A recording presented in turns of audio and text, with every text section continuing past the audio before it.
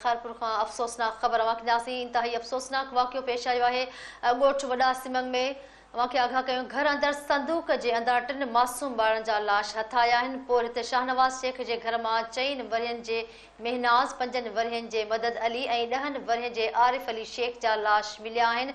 ॿार काल्ह खां गुम हुआ। पुलिस खे इतला ॾिनो हो। अॼु घर में पियल वॾी संदूक मां ॿारनि जा लाश हथ आया आहिनि। घर धड़ियुनि पारां चयो वियो आहे। फोती ॿारनि में भाउ ऐं भेण बि शामिल आहिनि। वाक़े बाद घर में कोहराम मची वियो। ॻोठ में ॾुख ऐं सोग जी लहर छांइजी वई आहे। इंतहाई अफ़सोसनाक ख़बर आहे। अवांखे आगाह कयूं पिया। ॻोठ वॾा सिमंग खां अफ़सोसनाक वाक़ियो पेश आयो आहे। घर अंदर संदूक मां 3 मासूम ॿारनि जा लाश हथ कया विया आहिनि। पोरिये शाहनवाज़ शेख जे घर मां 4 वरियनि जी महनाज़, 5 वरियनि जे मदद अली ऐं 10 वरियनि जे आरिफ अली शेख जा लाश मिलिया आहिनि।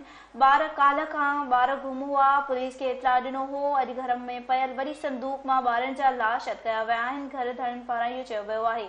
फोती ॿारनि में भाउ ऐं भेण बि शामिल आहिनि। वाक़े बाद घर में कोहराम मची वियो आहे। जॾहिं त ॻोठ में सोग ऐं ॾुख वारी लहर छायल आहे।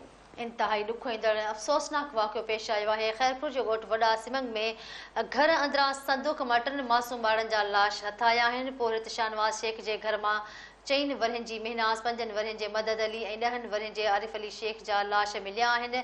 ॿार काल्ह खां गुम हुआ। पुलिस खे इतला ॾिनो हो। वधिक तफ़सील वठंदासीं। खैरपुर खां धरती टीवी न्यूज़ जो रिपोर्टर शबीर फलियो लाइन ते मौजूद आहे। शबीर फलियो, इंतहाई ॾुखोईंदड़ वाक़ियो पेश आयो आहे, इन जा अपडेट ॾिजो।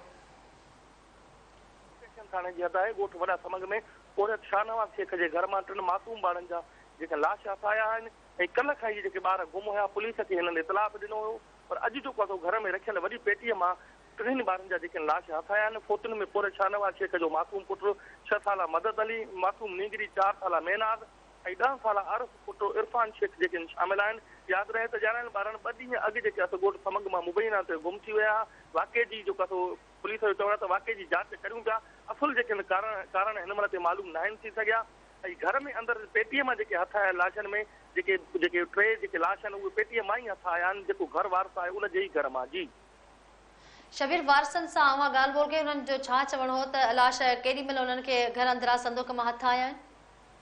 जी अॼु वारसनि सां बि ॻाल्हि पुछी आहे। वारसनि जो इहो चवणु आहे त लाश जेके 3 मासूम ॿार हुया जेके पेटीअ में हथ आहिनि। असांखे इहा कोन थी ख़बर पए त ॿार जेके आहिनि पेटीअ मां लाश हथ कीअं आया आहिनि।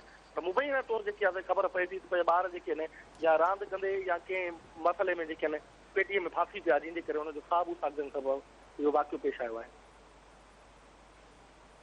ठीकु आहे शबीर, वॾी महिरबानी तफ़सीलनि खां आगाह कयो।